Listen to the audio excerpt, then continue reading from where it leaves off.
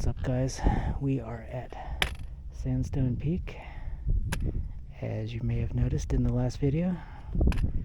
And now, if the camera allows it, I'll film the way to get off Sandstone Peak and back down to your car safely. Of course, we have all this rock in front of us. So the best way to tackle this is just to find ways to like zigzag back and forth down this stuff until we reach the trail down there below. I'm going to do it with poles. Sometimes it's easier not to do it with poles, just using your hands. But since we are filming, we'll do it this way.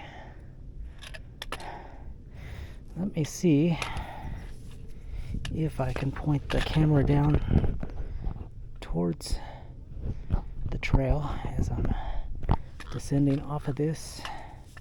That way you can kind of see what I'm doing.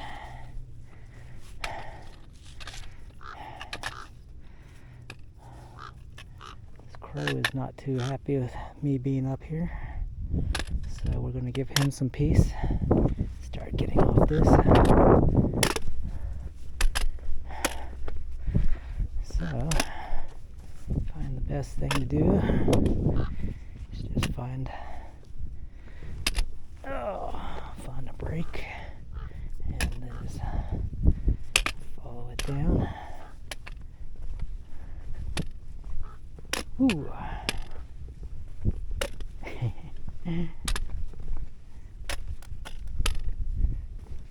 Now, of course, if your shoes are good enough, I guess you could just walk all the way down there, but just to be a little bit safer, we'll just kind of switch back and forth. Whoa. There we go. And as you can see right here, it's kind of choose your own adventure. You can venture down that way if you want. I think it may be a tad bit easier just to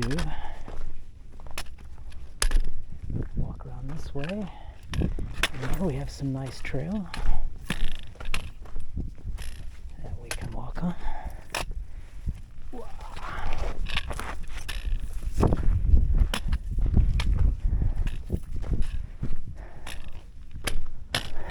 The crow's still not happy with us. Oh. I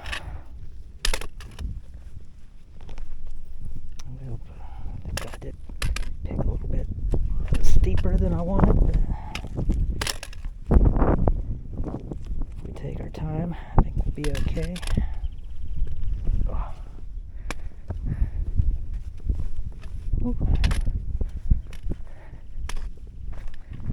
As you can see, it's mostly rock up in this area. And you do get a little bit of this dirt trail. Ooh. As you get further off of it.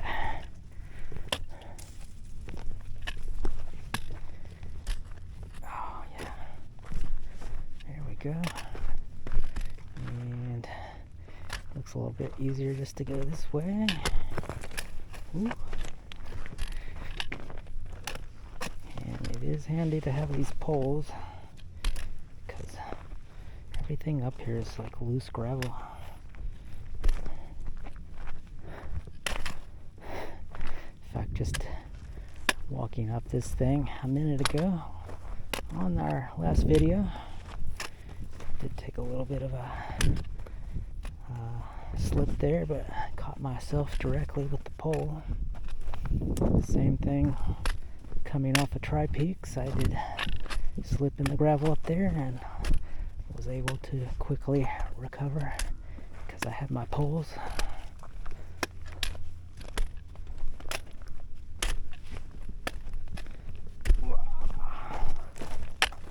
Alright, so we're mostly past the hard part.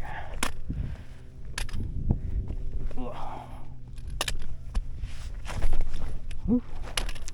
Once we get back down to the main trail, I'll point the camera back up so we can see the scenes. If you do want to see the scenes, on my last video I filmed myself walking all the way up this, so you get some better 360s on that video.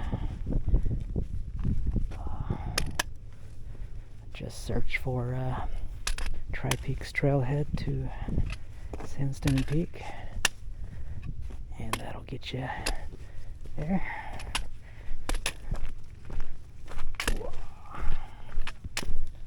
But for now, I'm just showing you how to get off this mountain here.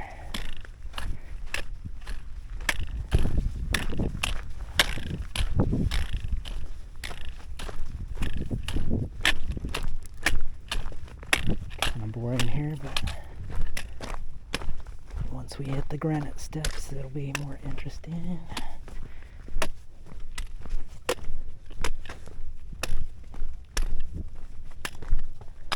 You know you're going in the right direction if you can see this antenna.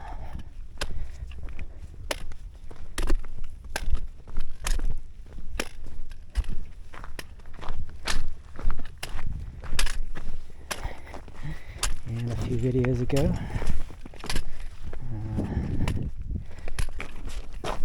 I started out, and before I started filming, I got stung by a bee, or a few bees, and chased by bees. So, trying not to disturb the bees. Like I said before, 90% of them aren't bothering me, but every time I walk through a big set of flowers where there's half a dozen or more bees flying around, it's a little bit freaky after getting stung a few times. They were kind of aggressive, not the ones that didn't bother me, but the ones that actually got me. Like, I ran down the trail pretty good ways and they followed me, kept stinging me. So as you can see, it's still like lots of loose gravel on the trail,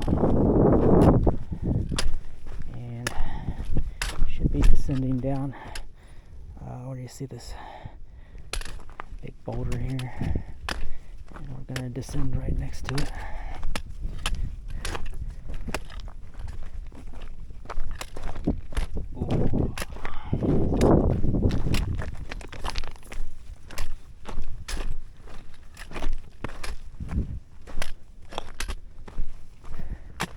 So these are kind of the granite steps we have to work with, and below that it's just some pieces of railroad ties that have kind of been fixed into the ground, but most of the ground around those have eroded, so you just got to be careful.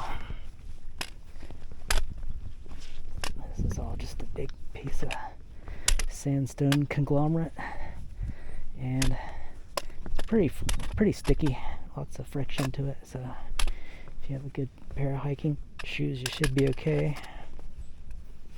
You probably do want to wear hiking shoes as opposed to tennis shoes or sports shoes, just because you get a lot more protection in the toe box, and as you're pointing your toe downwards, you are putting a lot of strain on the shoe.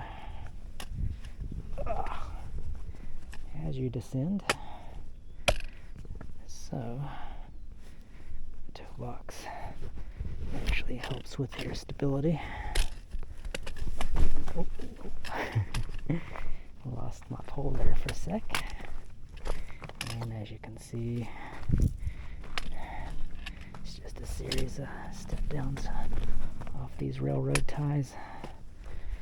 There's not a very good way to do this one.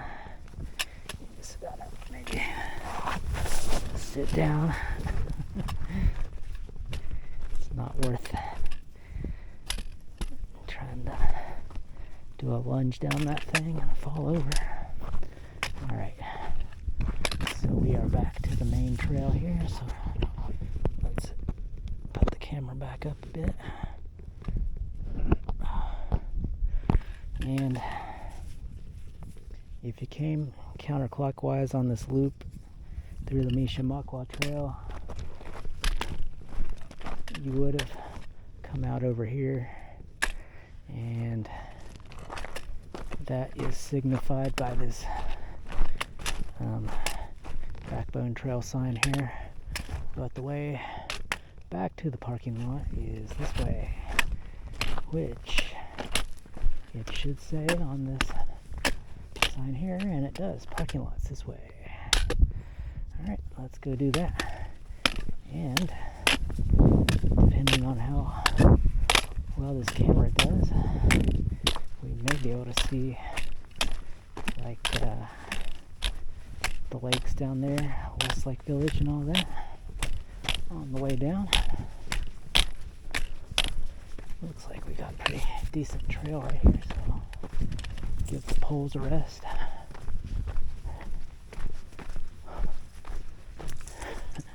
But we do want to avoid bees.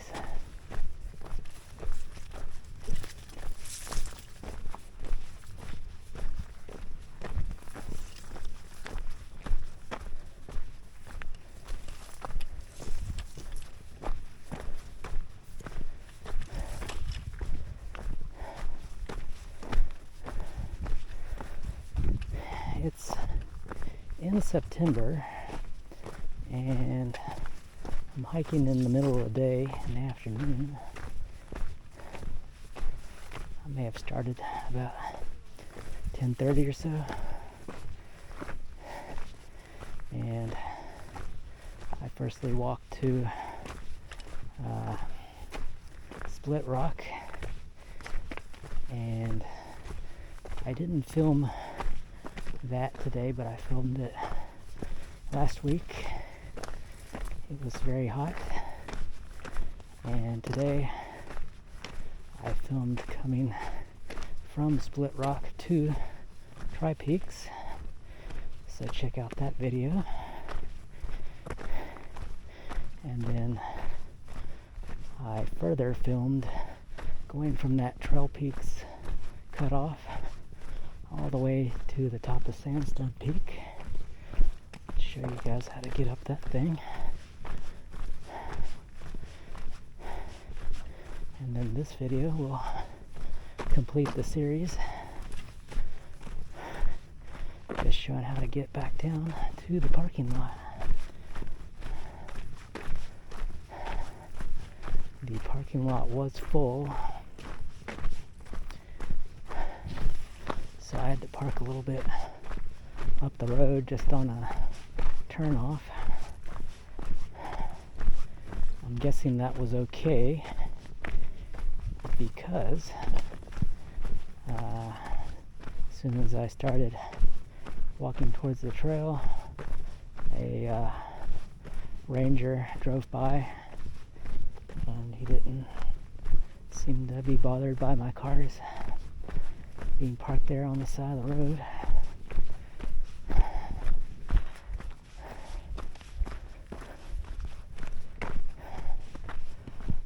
So they may give you a little bit of leeway up here, but this is my first time I've tried to park on the side of the road.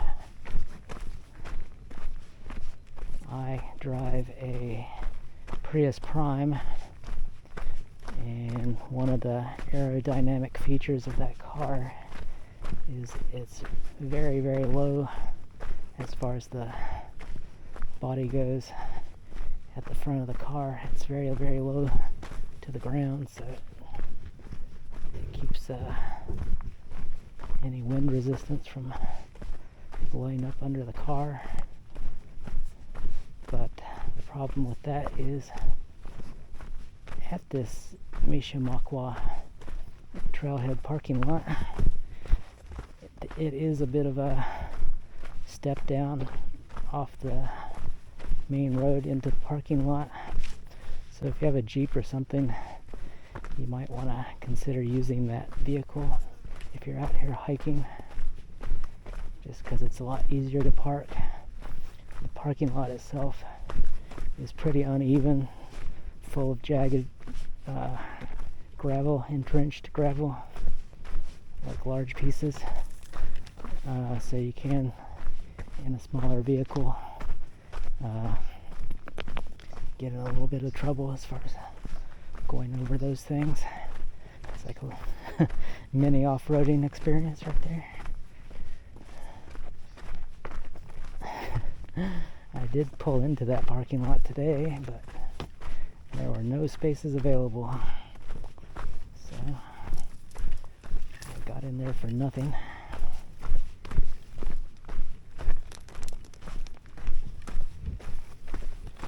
Whew. In the wintertime and springtime, it's pretty cold up here. Right now I'm just hiking in like a REI base layer that's kind of thin. It's the sleeved version, just to keep the sun off my arms, and I'm okay. It wicks the sweat away and lets it evaporate pretty good, so every time the breeze comes by it feels decent. And we are starting to see a little bit of stuff over in this area. Down in this, I don't know if you can see it on the camera, but that's the balanced rock.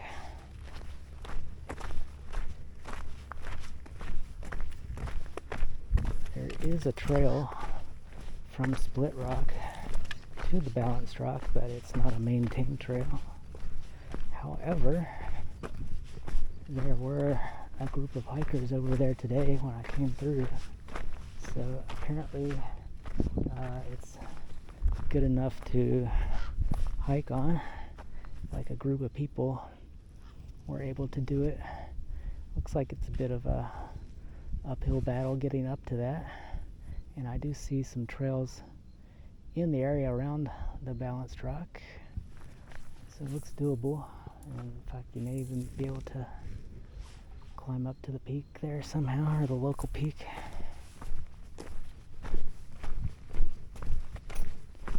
Something to think about.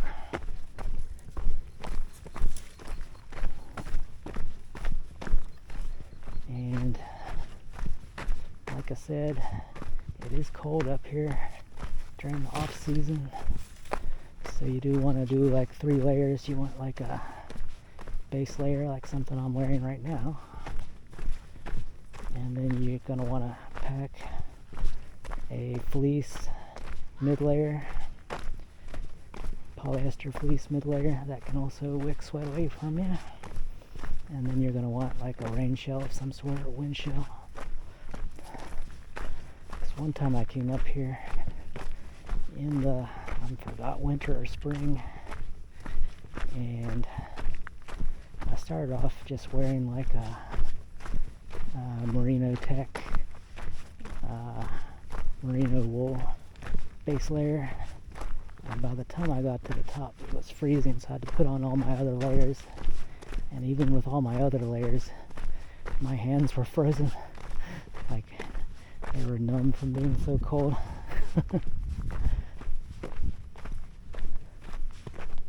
So definitely something to think about in the wintertime. The cold usually doesn't bother me, but I did see people that day just wearing t-shirts and stuff at the top, which they probably thought, well, it's the same temperature at the top as it is at the bottom, but that's not the case. It's like super windy up here always, just from the ocean, I think. So be sure to pack layers. Even today, where it's in the mid 80s at the peak of the day, I didn't know what I was getting into. I drove up here and it was in the mid 60s,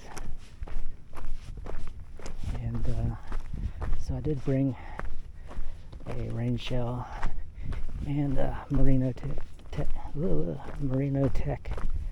base layer.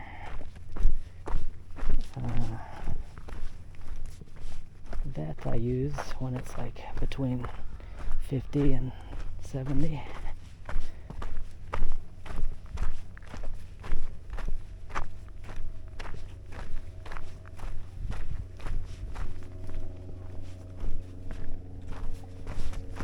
As you can see, this trail is fairly wide, so it's good for like a group of people to come up here, couple.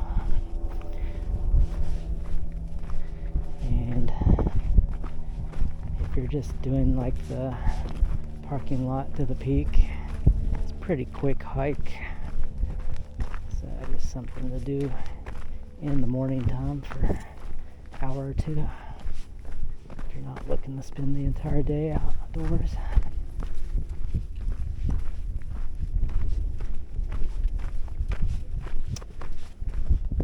And it is the highest peak in the Santa Monica Mountains. Though I have to say, the ascent up this particular mountain is not as severe as getting up to Saddle Peak from Topanga. That's a pretty good climb. And if you climb off Piuma Road, I'm not sure how to pronounce it. Going from Piuma up to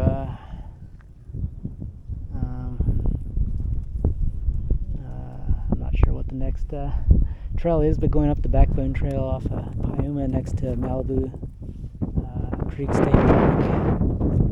That one's a pretty good ascent. That'll get you breathed, especially if you're through hiking.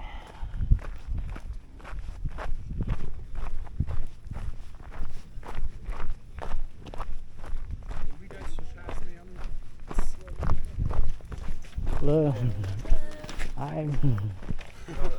It was bad.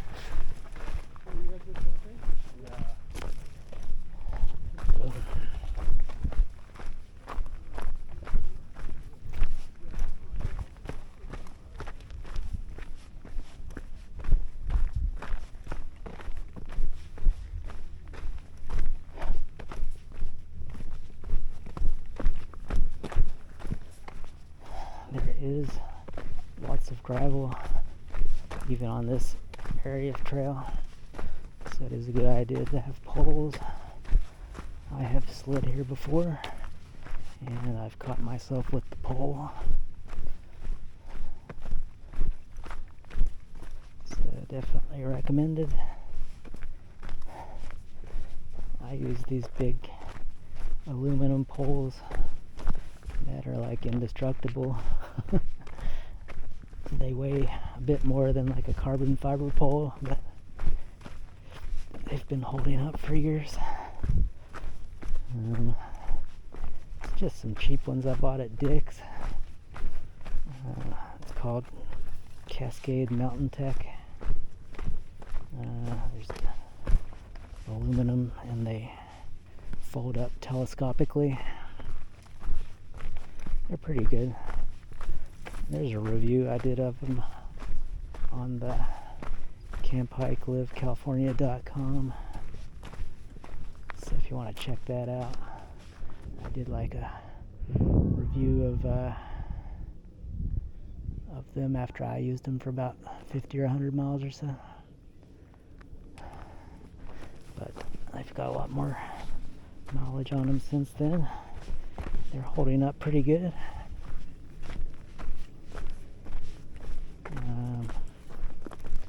The only thing about using them long term is you kind of lose the markings off of them. I don't know if you can see the markings on this or not, but there's markings that correlate with different heights, so you can set them to the correct height each time.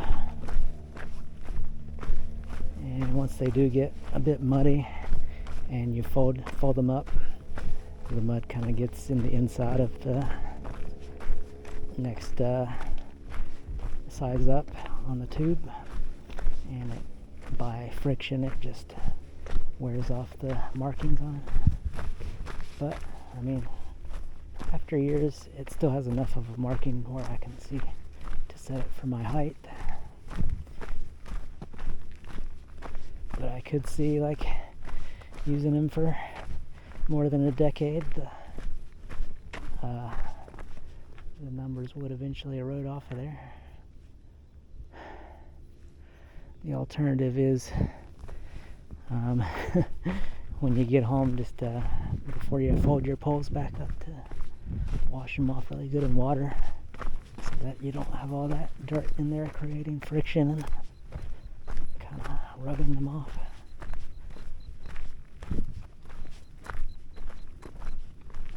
Don't know if you can see. I don't think you can, because I don't see balanced rock anymore. I was going to say maybe you could see split rock from up here, but probably not. Now you can see out in the distance here, there's Westlake Village with all the multi-million-dollar homes around the lake there.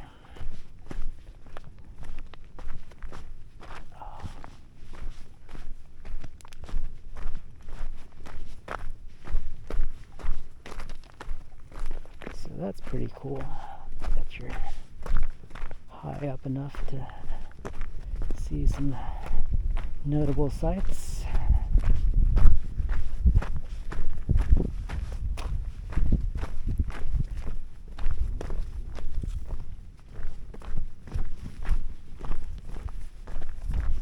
You can see it back right there or not.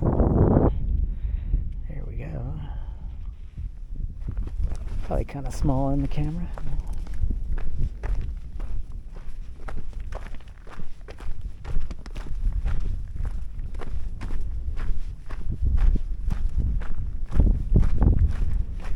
And you can see this area here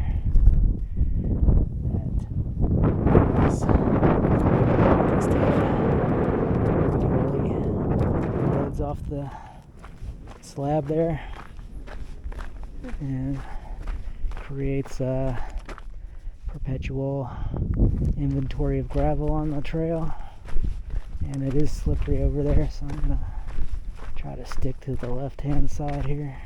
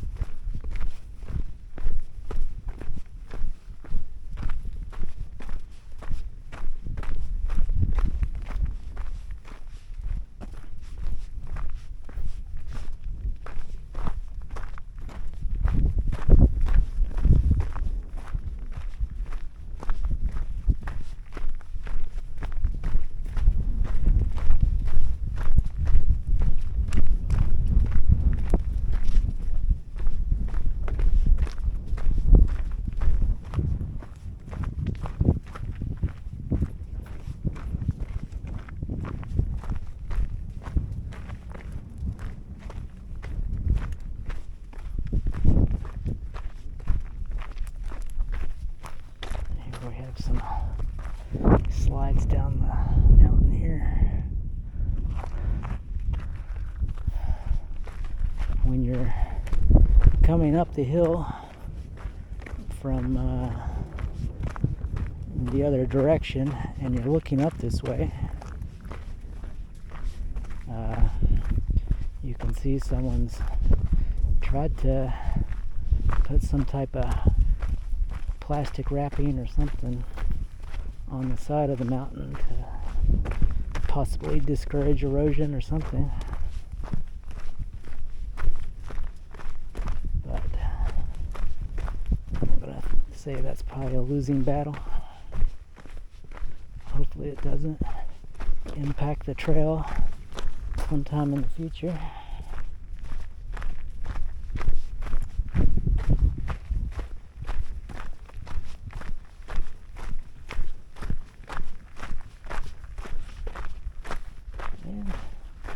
even up here, still towards the top, you do get some interesting rock features to look at as you're walking up here. The climate is a tad more bit temperate up at the top, where you do get a little bit of variation in wildflowers up here.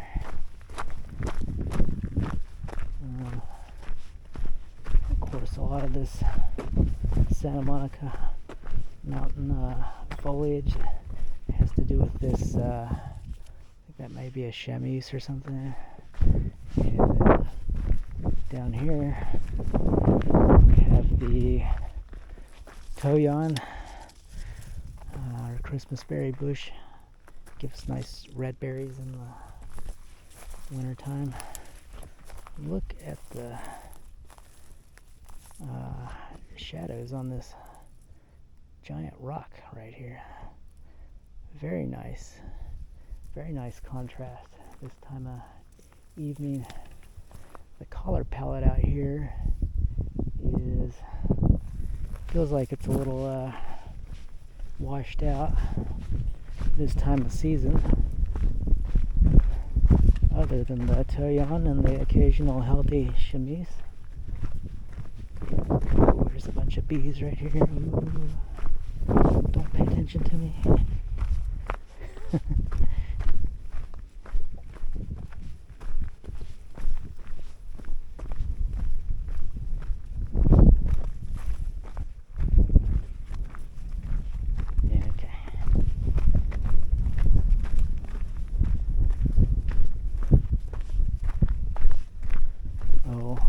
Here we go. And this looks like the area that's had some erosion to it. So they've put up some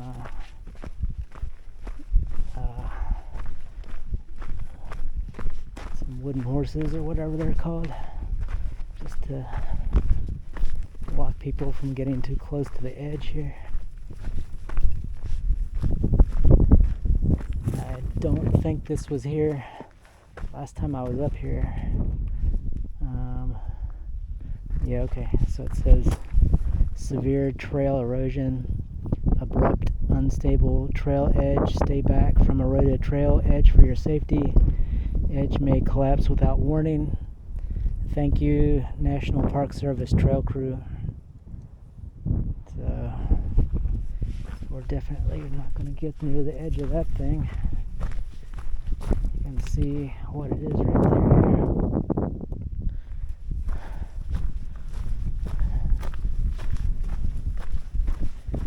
And yeah, that's the part I saw from the trail way down in there. You can maybe see the footprint of the trail out in here. That's part of the loop. If you look up from this trail up to this area here, you can see they're trying their darndest to keep the trail stable. It would be a shame to lose this trail, especially in light of all the forest fires we're dealing with in the Angeles National Forest and San Bernardino National Forest. Because you know those trails are going to be wiped for a while. The fires.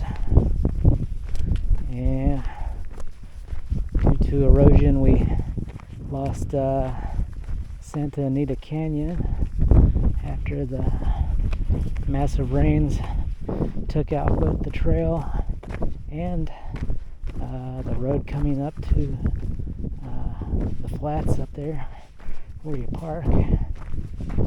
Even though the parking up there sucks.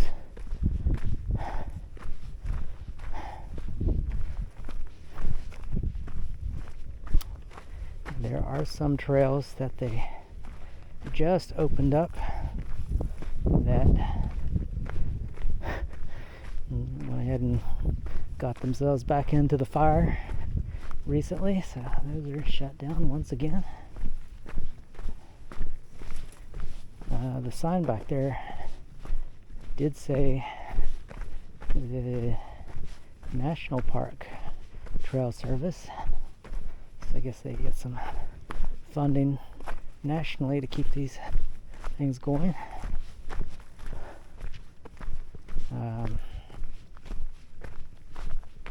But I know there are volunteer trail crews that also rebuild the trails, and I know one particular outfit had been working on Santa Anita Canyon there for a few years.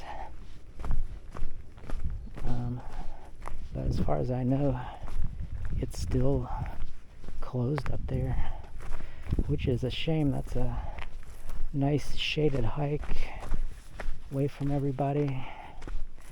It's got nice running streams. If you have a fishing license, you can fish for trout. I see trout in the streams up there. Stream water is nice and pure, and its interaction with the rocks, granite rocks up in that area, is very beautiful. It's got areas where it's just carved itself through these rocks, and it's just very unique in the way that it's worked its way through the rocks up in there, and it's just a very unique hike that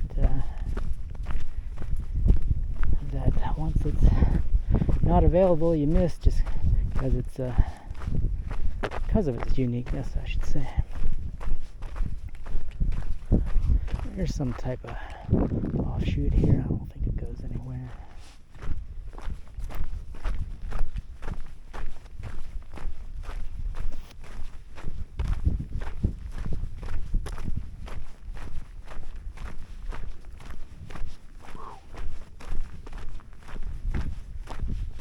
And here's another offshoot right here. It goes up there.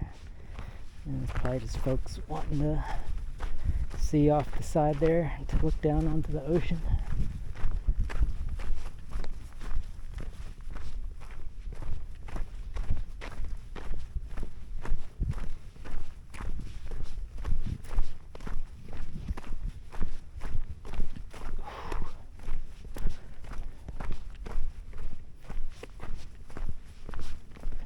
And it looks like up in the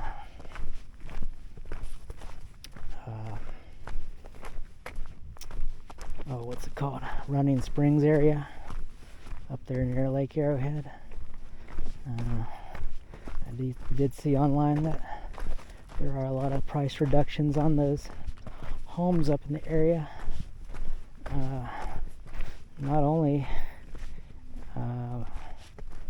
probably because of the fire season we're having, where half the communities have been told to evacuate. I saw a really nice big old A-framed home with a giant deck in front of it. Looks like a fancy party pad that was reduced a good $125,000, $150,000 back to a reasonable price.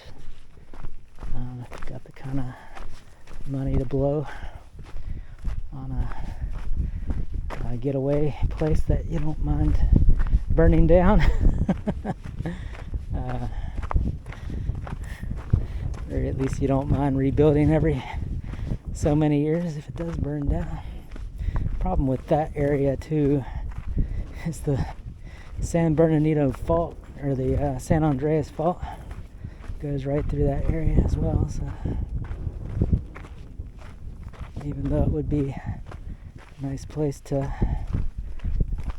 hang out when it's hot down here in LA, you probably can't get fire insurance for it, and if you could, it's probably cost prohibitive.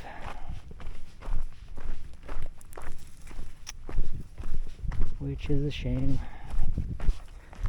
Those communities started even back in the 20s. There's homes out there. There's homes for sale right now built in the 1920s up there. Probably have really nice foundations for being there that long, surviving all the earthquakes. But just the increase in heat over the last several decades has made the fire seasons last longer and be more intense and more costly to deal with. Your insurance isn't bad if your community only has a few houses burned down every year, but once you get 10% or more, 15% or more, then of course your insurance is going to take a big hit just trying to cover all those homes in your community every year. And speaking of it, throughout this entire series of this loop here, you can see remnants of the fire that was up here a few years ago. Like you can see this manzanita tree or something is all burnt and charred.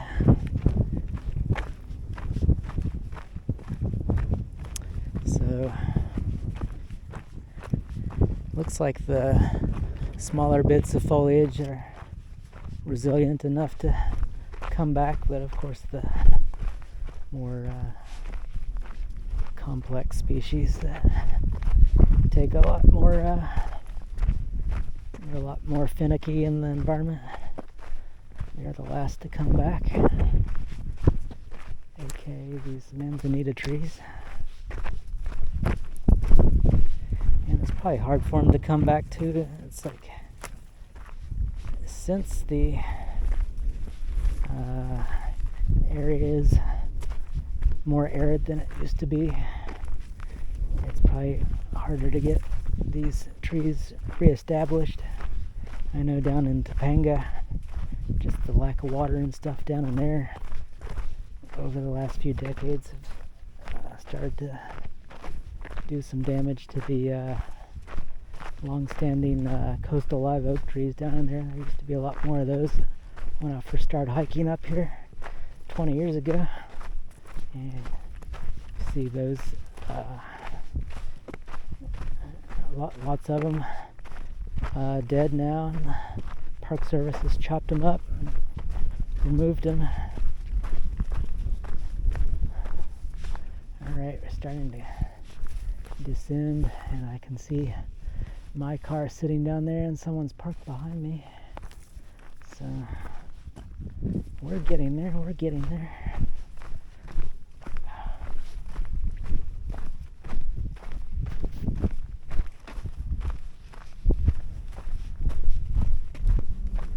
Whoa.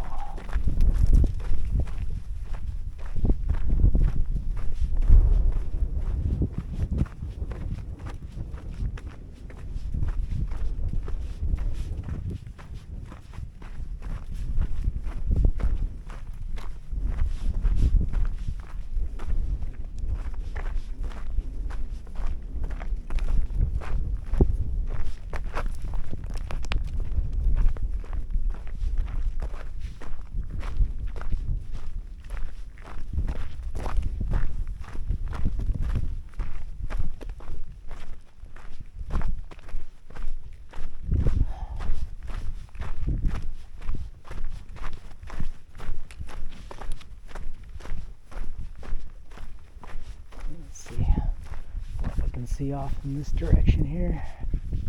Wow. So you can see up this way, Sandstone Peak. Very gnarly to have to climb up the face of that. And then, I don't know, out here, that might be the inspiration point or something. It's hard to tell. And then beyond that, there's some multi-millionaire communities out there where everybody's got their own multi-million-dollar homestead. And here we have the mountain that you have to deal with if you're walking the Backbone Trail. You can see kind of in the distance here, there's some switchbacks that let the Backbone Trail walkers kind of get up the mountain there.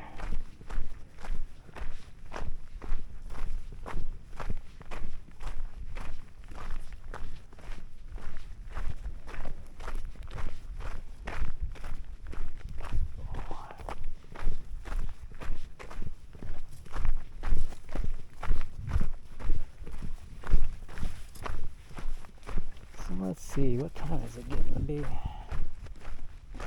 3 o'clock. 3:18 really.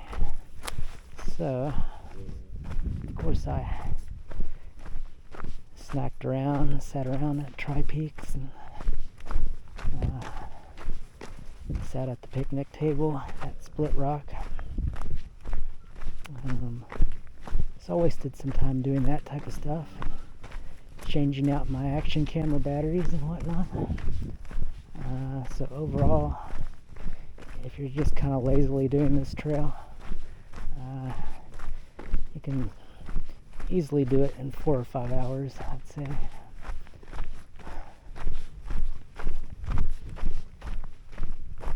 I'm coming up on the 5th hour, looks like. Let's see what we got here. Mishe Mokwa Trailhead, 0.2 miles. I think that's probably the easiest way to get back to my car. Should just go to that particular trailhead and then walk down to the parking lot and then walk back to my car on the road.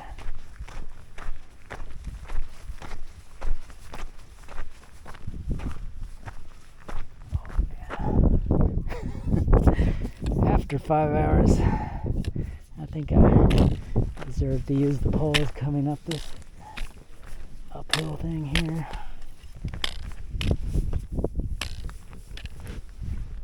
Oh.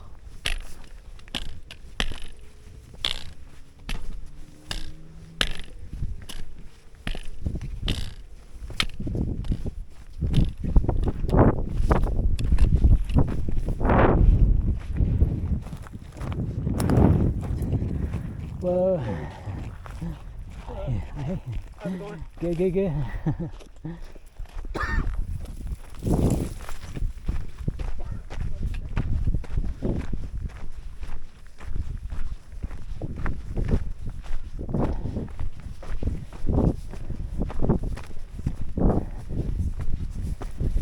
We are definitely getting into some fall weather now. Next week I'm going to be traveling up to Andrew Malera State Park and just going to use my backpacking stuff and walk into their trail camp, set up camp and do the trails around in there. I'll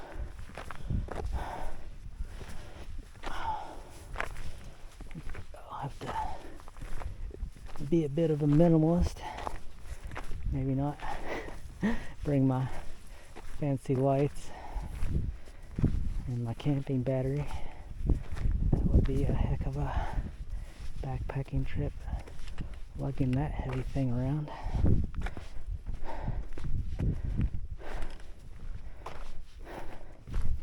My backpacking, or my regular car camping battery, I made it so that it hooks up to a solar panel so you can recharge it, and I designed it to where it doesn't need that much time in the sun to recharge what is about I think 36 amp hours, something like that.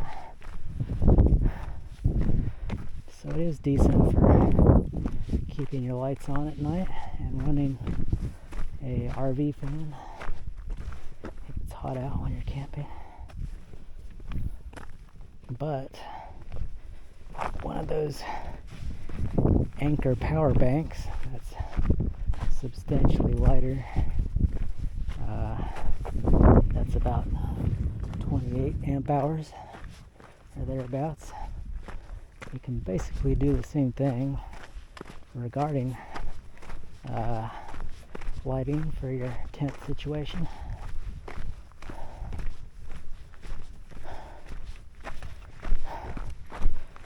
So, I don't know, maybe worth getting some type of ultralight lantern that's like USB powered. I'm just using that thing at night or something. I know my flex tail gear tiny pump thing has a light on the other side of it, but of course I'll run that thing all night and then not be able to deflate my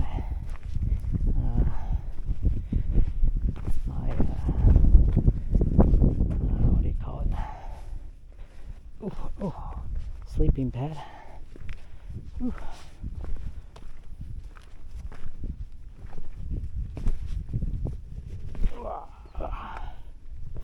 So, I don't know.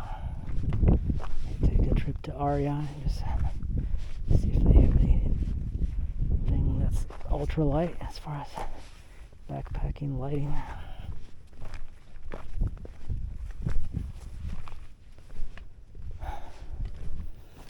As far as power goes, I believe I'll bring that Anchor power bank, and I'll also bring like a Nightcore 10 amp hour ultralight battery thing just to charge my phone while I'm out there a few nights.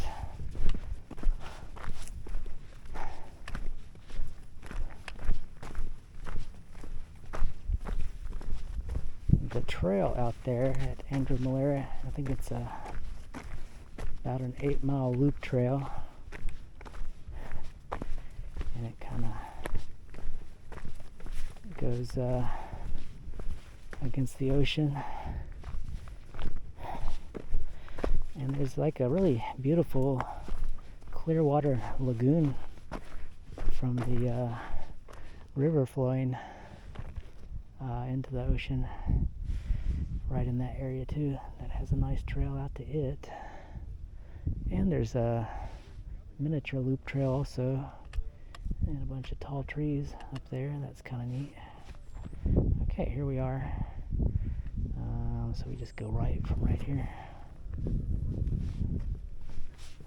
Ugh.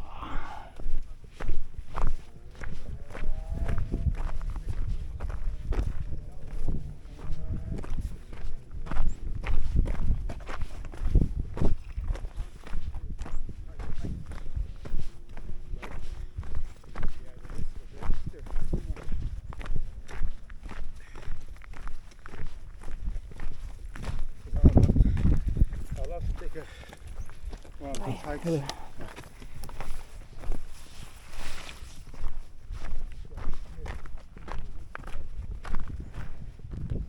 Just a little bit of terrain to deal with here.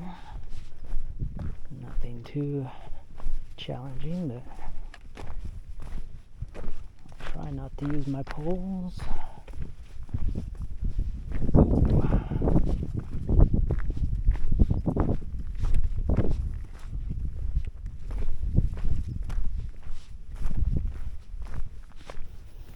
So yeah, I'll be up there at Andrew Malera. I'm gonna try to transfer most of my files off my action camera and clear the SD card so I can maybe shoot in 2.7K or 4K up there. So get you guys a little bit better video quality for a more special trip than these local trips that I do next to where I live.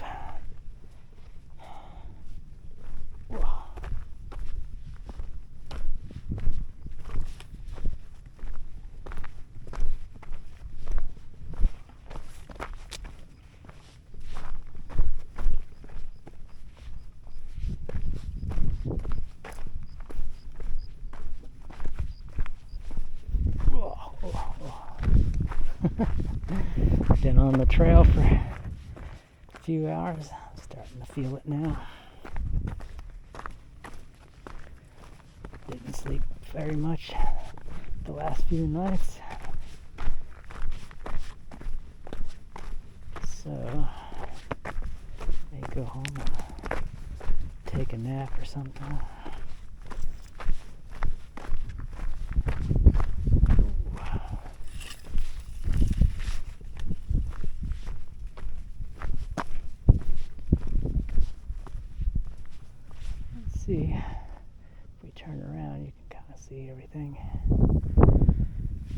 anything from that angle. I've already filmed this in my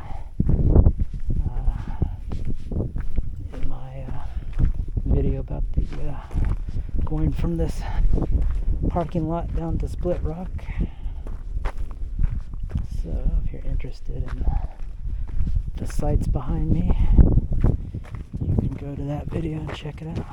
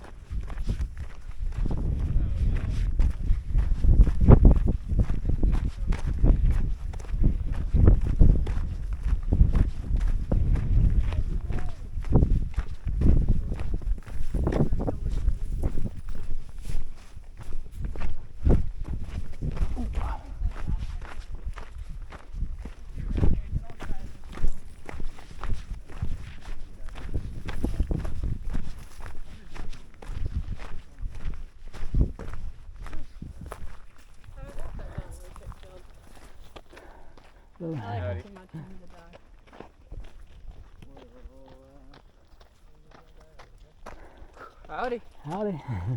How's it going?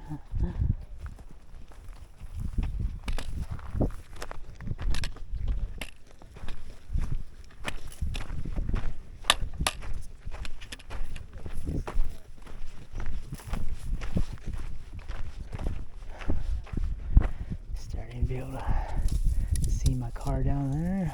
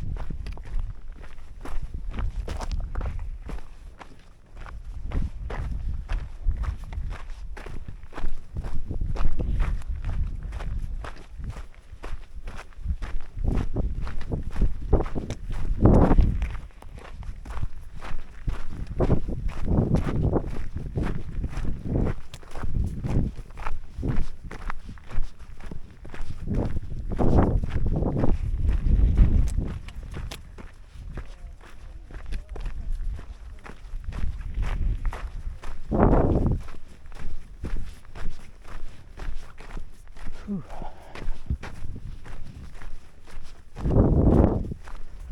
This section of the trail is kind of boring, but it does allow you to see the trailhead at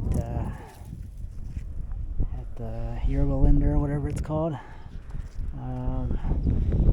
for the Backbone Trail, and you can see how the Backbone Trail winds out that way and kind of works its way around this large gray piece of sandstone, and then works its way up the mountain there.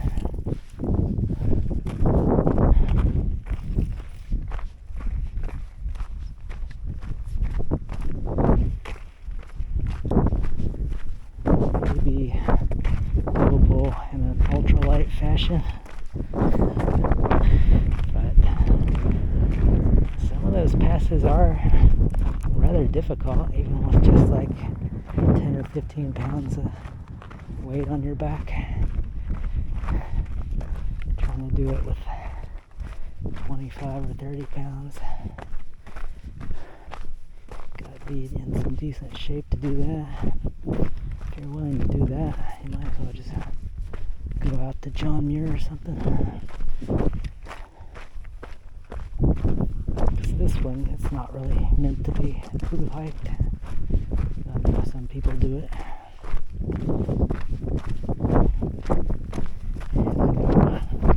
When I've section hiked it, there are lots of places I point out where to camp if you had to.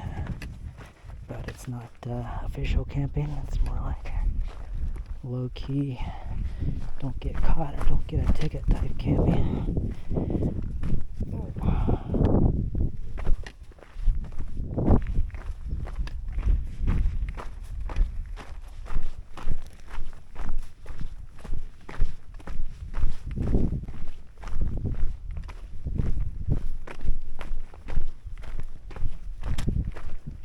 The best time to hike the Santa Monica Mountains is in the springtime when everything's lush and green and there's been some rain.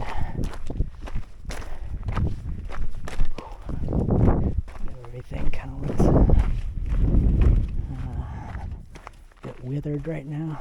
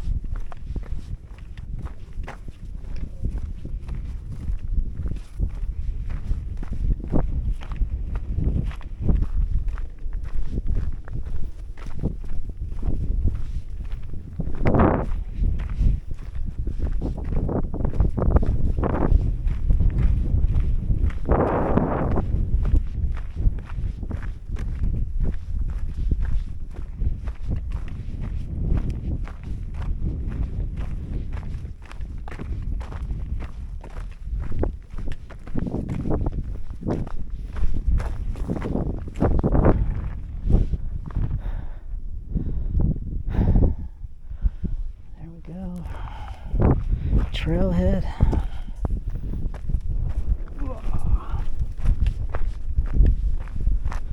And I just have to walk to my car now.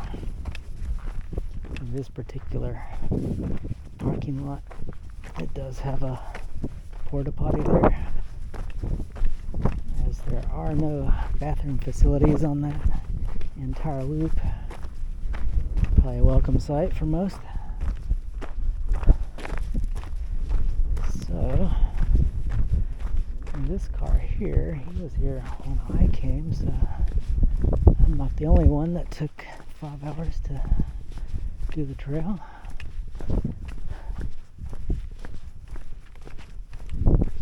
And you can see out in this area here, you can see the Backbone Trail out there.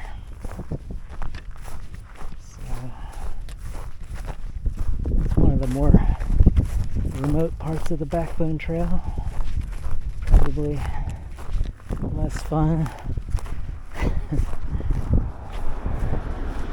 mean, if you're going to do the Backbone Trail in this area, you might as well just do the trail like we just did.